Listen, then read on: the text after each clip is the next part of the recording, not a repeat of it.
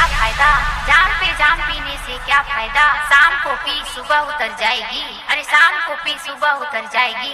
दो घुट तो मेरे प्यार की पी ले, तेरी जिंदगी सारी नशे में गुजर जाएगी, तेरी जिंदगी सारी नशे में गुजर जाएगी। सारी भर मत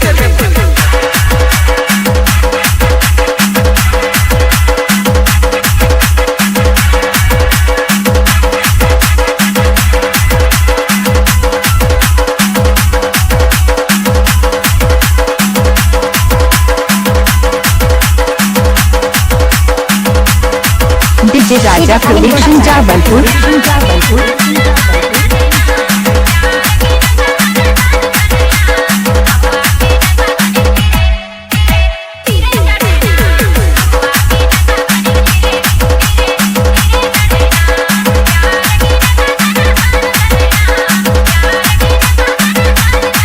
डीजे राजा प्रोडक्शन जाबलपुर।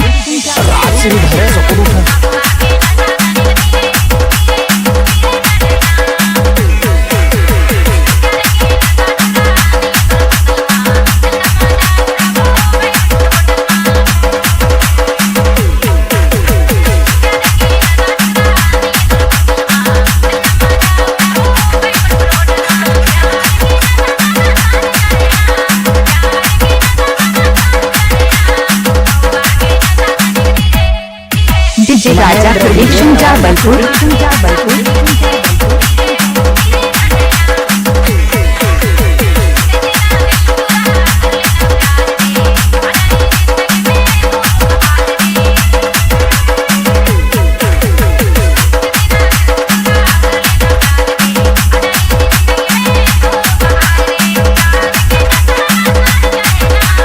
डीजे राजा प्रोडक्शन जाबलपुर।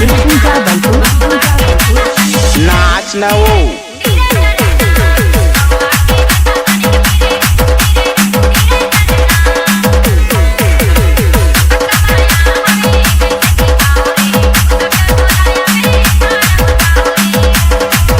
डीजे राजा प्रोडक्शन जाबलपुर।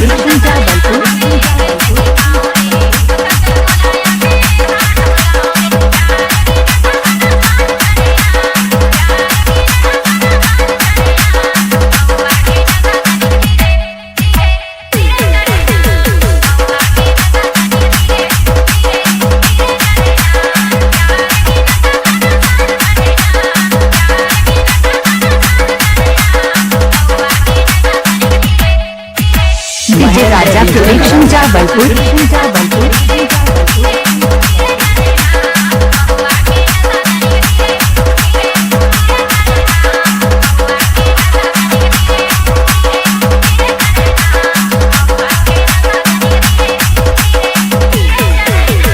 डीजे राजा प्रोडक्शन जाबलपुर।